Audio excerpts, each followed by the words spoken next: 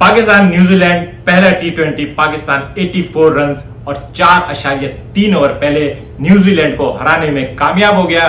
टी20 के लिहाज से ये एक बहुत बड़ी फतह है। पाकिस्तान की टीम ने न्यूजीलैंड को इस मैच में तीनों शोबों में आउट क्लास कर दिया। तीन शोबे खैर मैं जज्बात में बोल गया हूं, फील्डिंग न्यूजीलैंड की बेहतर थी, लेकिन बैटिंग और बॉलिंग दोनों में न्यूजीलैंड पाकिस्तान के करीब भी ना पहुंच सका। आज के मैच पे कुछ बात करते हैं। अगर आपने अब तक मेरा चैनल सब्सक्राइब नहीं किया है तो प्लीज मेरा चैनल सब्सक्राइब करें और बेल आइकॉन प्रेस करें। न्यूजीलैंड की टीम इस दफा जो पाकिस्तान आई है, ये जो इन्होंने दौरा कैंसिल करके गए थे, ईमेल जो आ गई थी लोगों को खतरे की, तो उसके बाद ये उसको कंपनसेट करने आए हैं और इस सीरीज में 5 टी20 और 5 वनडे खेलेंगे। और इस बार जो न्यूजीलैंड की टीम आई है वो कुछ ऐसी ही है जैसी टीम पाकिस्तान की अफगानिस्तान के खिलाफ खेलने गई थी। पाकिस्तान की टीम में भी बहुत सारे बड़े नाम नहीं थे, लेकिन हमने रेस्ट कराया था एक छोटी टीम के खिलाफ और अपने नए टैलेंट को आजमाने की कोशिश की थी। शायद वो चीज इतनी अच्छी साबित ना हो सकी। पाकिस्तान वो सीरीज हार गया, अफगानिस्तान से पहली बार मैच भी हारा और फिर सीरीज भी हारा, लेकिन हमें कुछ ना कुछ अपने टैलेंट को चेक करने का मौका मिला।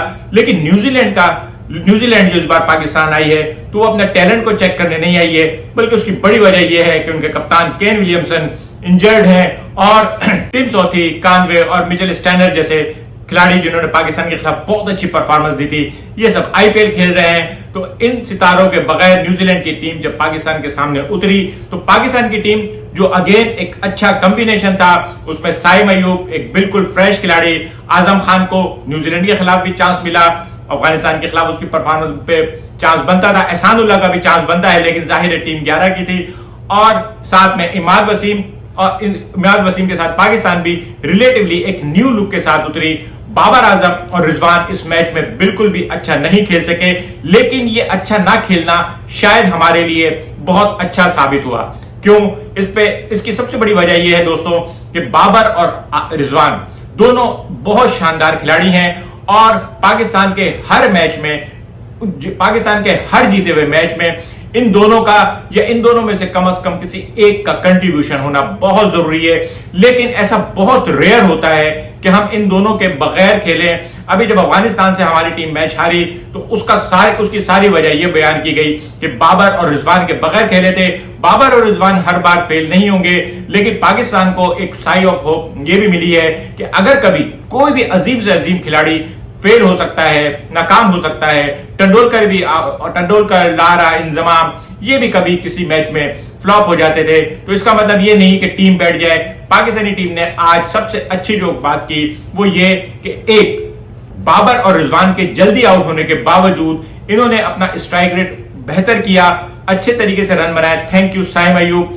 और दूसरी बात यह कि एक इतना हैंडसम स्कोर जोड़ा जो पाकिस्तान की इस बॉलिंग के लिए बहुत था। जैसे ही हंदरी ने पहला ओवर कराया, रिजवान बीट हुआ और फिर मिल्न के ओवर में बाबर बीट हुआ, तो यह अंदाजा हो गया था कि यह पिच फास्ट बॉलर को बहुत कुछ सपोर्ट कर रही है। और अगर न्यूजीलैंड के फास्ट बॉलर को सपोर्ट कर रही है तो फिर हमारे वालों को क्यों नहीं करेगी। और फिर वही हुआ, हमारे फास्ट बॉलर ने न्यूजीलैंड की टीम को चलता किया। आज की इनिंग की सबसे खास बात, सबसे अहम बात, साइम अयूब क्या शानदार बच्चा है ये। मैं एक बात बताऊं, बहुत दिनों बाद पाकिस्तान में एक ऐसा बैट्समैन आया है जो बेक वक्त लड़कों और लड़कियों दोनों को पसंद आएगा। लड़कों को तो इसलिए पसंद आएगा कि एक दिलेर खिलाड़ी है, इमरान नजीर की तरह खेलने वाला है, फास्ट बॉलर को कदमों का इस्तेमाल करके मारने वाला है, तो इसलिए हम जैसों के लिए तो ये डार्लिंग हो गई। लेकिन लड़कियों को भी एक क्रश होता है ना, अचानक कोई प्यारा सा खिलाड़ी आ जाए जैसे नसीम शाह, तो साइम अयूब नसीम शाह को इस मामले में टक्कर दे सकता है। बहुत जल्द ये हीरो बन चुका होगा। अल्लाह ना करे हीरो बनने के बाद इसकी परफॉर्मेंस को कुछ नजर लगे, क्योंकि बहुत सारे खिलाड़ी अहमद शहजाद जैसे जब एक दफा वो लड़कियों के हीरो बन जाते हैं ना तो फिर वो किसी काम के नहीं रहते। आज के मैच में दूसरी जो हाईलाइट है पाकिस्तान की बैटिंग की तरफ से, वो फखर की बैटिंग है। फखर ने शायद अपना मिडिल ऑर्डर का जो रोल है उसे एक्सेप्ट कर लिया है और आज फखर ने उसी तरह से बहुत अच्छी तरीके से खेला। बाबर और रिजवान के आउट होने के बाद फखर ने उस जिम्मेदारी को संभाला जो बाबर और रिजवान में से कोई एक संभालता है, यानी बाबर और रिजवान में से कोई एक आउट हो जाता है, दूसरा एंड संभालता है। जबकि दूसरी तरफ साइम अयूब ने जो है वो एग्रेसिव शॉटें खेली और यही वजह थी कि 10वें ओवर में पाकिस्तान के 91 पे 2 आउट थे और 11वें ओवर में पाकिस्तान के 117 रन थे। 9वें, 10वें और 11वें ओवर में हमने बिल तरतीब 14, 16 और 16 बनाए और खासतौर पे मिलने जिसका जो शुरू में बहुत प्रॉब्लम कर रहा था बाबर और रिजवान को जिसने आउट किया, उसके जब वो तीसरे ओवर में साइम अयूब के सामने आया तो उस ओवर में 16 रन बने। लेकिन उसके बाद बदकिस्मती हमारी कि साइम अयूब एक बार फिर 50 बनाने में नाकाम रहा और 47 पे आउट हुआ और उसके बाद शादाब और इफ्तिखार, शादाब को ऊपर भेजना या नहीं भेजना मुझे समझ में नहीं आ रहा है, लेकिन इफ्तिखार को ये याद रखना चाहिए कि टैलेंट बहुत है, बेंच पे बहुत सारे खिलाड़ी बैठे हुए हैं, हर किसी को रिप्लेस करने के लिए। आज नसीम शाह नहीं था, किसी को याद भी नहीं आया होगा, आज शान मसूद नहीं था, आज हैदर अली नहीं था, खुशदिल नहीं था, आसिफ नहीं था, किसी को याद नहीं आया। तो इसलिए इस वक्त पाकिस्तान की टीम में सिर्फ वही खिलाड़ी प्लेइंग 11 का हिस्सा बन सकता है जो परफॉर्मेंस करे। बहुत सारे परफॉर्मर हमारे पास बैठे हुए हैं। मेरे ख्याल में अगले मैच में इफ्तिखार की जगह अब्दुल्ला शफीक को जरूर चांस देना चाहिए। ये बात याद रखें कि अफगानिस्तान के खिलाफ जो तीसरा मैच था, अब्दुल्ला शफीक ने रन 22-28 बनाए थे, लेकिन उसी ने अफगानिस्तान के बॉलर पे अटैक करके ये बताया था कि उन पे भी अटैक किया जाता है, वरना हम एक शैल में थे। अब्दुल्ला शफीक ने हमें उस शैल से निकाला था और आज साइम अयूब ने वही काम किया। न्यूजीलैंड के जो बॉलर शुरू के ओवर्स में, पहले न्यूजीलैंड दूसरे, तीसरे, चौथे ओवर में हमारे ऊपर हावी था, लेकिन साइम अयूब ने अटैक किया और उसके बाद फिर पाकिस्तानी टीम ने न्यूजीलैंड को उठने नहीं दिया। अगरचे हमारी जल्दी विकेटें भी गिरी, लेकिन कुछ ना कुछ रन बनते रहे। शुरू में बहुत ज्यादा रन बनने का ये फायदा होता है कि अगर साइम अयूब और जब फखर खेल रहे थे तो लग रहा था कि ये 200 क्रॉस कर जाएंगे, लेकिन फिर भी कुछ ना कुछ करते हुए भी, टक टुक करते हुए भी ये स्कोर 182 तक पहुंचा, खासतौर पर फखर जमान पर। लेकिन फखर जमान ने जहां बहुत शानदार इनिंग खेली, 47 रन फखर जमान ने भी बनाए, वहीं मेरे ख्याल में फखर जमान को सूदी को अपनी विकेट नहीं देनी चाहिए थी। उससे पहले वो चौका मार चुका था। अगली बॉल के ऊपर सूदी भी एक अच्छा बॉलर है, एहतियात कर लेता, क्योंकि उस वक्त फखर जमान पे जिम्मेदारी थी। और इमाद वसीम को देख के मुझे ऑस्ट्रेलिया का खिलाड़ी होता था माइकल बेवन, उसकी याद आ रही है। माइकल बेवन मेरे ख्याल में दुनिया के उन खिलाड़ियों में है जो सबसे ज्यादा एवरेज वाले बैट्समैन थे। 70 प्लस की उसकी एवरेज थी और उसकी वजह यह नहीं थी कि वो रन बहुत बनाता था, बल्कि उसकी वजह यह थी कि वो आउट नहीं होता था, छठे नंबर पे बैटिंग करने आता था और उसका एक ही काम होता था कि आ गए हो तो अब आउट नहीं होना। इमाद वसीम ने पीएसएल में, पूरे पीएसएल में जो अपना रोल दिखाया है वो ये है कि इमाद वसीम क्रीज पे जब आ जाता है तो उसके बाद मुश्किल से ही गया है, ज्यादातर ये नॉट आउट गया है या आखिरी ओवर में गया है। और इमाद वसीम को अब अपने इस रोल को समझना चाहिए, क्योंकि सीधी सी बात है कि अगर इमाद वसीम की बैटिंग आ गई है तो 5-6 खिलाड़ी आउट हो चुके हैं। अब आपके ऊपर जिम्मेदारी है कि आप बाकी टेल्स को लेके चलें। इमाद वसीम को इससे बेहतर और कोई रोल नहीं हो सकता कि इमाद वसीम इस बात को समझे।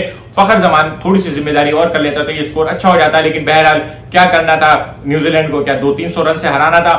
और फिर उसके बाद बॉलिंग में मैं आपको बता चुका हूं कि जब हेनरी और मिलने के पहले ओवर हुए थे तो उसमें ही अंदाजा हो गया था कि ये पिच फास्ट बॉलर को सपोर्ट कर रही है, और जब फास्ट बॉलर को सपोर्ट कर रही हो तो फिर हमारे फास्ट बॉलर तो दुनिया के सबसे शानदार फास्ट बॉलर हैं। शाहिन अफरीदी बदकिस्मती से पहले ओवर में विकेट ना ले सका, लेकिन आजम खान ने रिवायत को बरकरार रखते हुए पहले ओवर में विकेट ली, जबकि इमाद वसीम को 1 ओवर मिला, 2 रन देके 2 विकेटें ली। इससे अच्छी बॉलिंग परफॉर्मेंस और क्या चाहिए आपको। लेकिन बॉलिंग का हीरो आज Haris Rauf, fast, accurate, line और लेंथ पे उसने न्यूजीलैंड की टीम को उधेड़ के रख दिया है। लेथम और चैपमैन के अलावा न्यूजीलैंड का कोई खिलाड़ी रेजिस्ट नहीं कर सका। थोड़ी सी नीशम ने रेजिस्ट करने की कोशिश की पीएसएल के एक्सपीरियंस की वजह से, लेकिन नीशम भी कामयाब नहीं हो सका। हारिस रऊफ के 4 के साथ साथ आप ये ना भूलिएगा कि शाहिन अफरीदी, आजम खान, शादाब और इफ्तिखार, इन सब ने भी 1-1 विकेट ली। बॉलिंग में अगर हमारी तरफ से सबसे ज्यादा जो लूज विंग साबित हुआ है वो आज शादाब है। शादाब ने बहुत अच्छी गेंद कराई, 3 ओवर में 29 रन दिए, इतने तो चलते रहते हैं, लेकिन क्या करें जब इतने दूसरी तरफ दूसरों के फिगर इतने शानदार हो, जब हारिस रऊफ 18 रन देके 4 विकेट ले रहा हो वो भी 3.5 ओवर में, तो फिर 3 ओवर में 29 रन ज्यादा ही लगते हैं। ओवरऑल पाकिस्तानी टीम डिसिप्लिन में नजर आई। बाबर आजम की कप्तानी दिन ब दिन बिखरती जा रही है। आज बाबर आजम की कप्तानी में बहुत दिनों बाद पाकिस्तान की टीम जो है ना एक यूनिट की तरह खेल रही थी। कब किसको क्या करना है, एक के फ्लॉप होने के बाद दूसरे को क्या करना है, सब बहुत दिनों बाद पाकिस्तानी टीम में एक प्लानिंग नजर आ रही थी। हो सकता है न्यूजीलैंड की टीम के वीक होने से हमें यह सपोर्ट मिली हो, लेकिन बहरहाल एशिया कप और वर्ल्ड कप से पहले ये जो कुछ भी है हमारे लिए बहुत अच्छा है, हमारे कॉन्फिडेंस के लिए, क्योंकि कुछ भी कहें कागज पे यही लिखा जाएगा हमने न्यूजीलैंड को 88 रन से हराया है और 4.3 ओवर पहले उनको पैक करके भेज दिया। खैर हम भी ऑल आउट हो गए, लेकिन उसकी वजह ये थी कि हमारे जो खिलाड़ी ना उन्होंने बाद में बहुत जज्बाती बैटिंग की है ज्यादातर लोगों ने। और हेनरी की हैट्रिक, ऐसी हैट्रिक बेचारे की पता ही नहीं चला लोगों को जब उसने हैट्रिक की है। पहले 2 विकेटें 13वें ओवर में और फिर उसके बाद तीसरी विकेट 19वें ओवर में। इतने ओवर के गैप के बाद ये सिर्फ कमेंटेटर्स को याद था कि हेनरी हैट्रिक पर है इत्तेफाक से, लेकिन खैर हेनरी ने और मिल दोनों ने बहुत अच्छी गेंद कराई।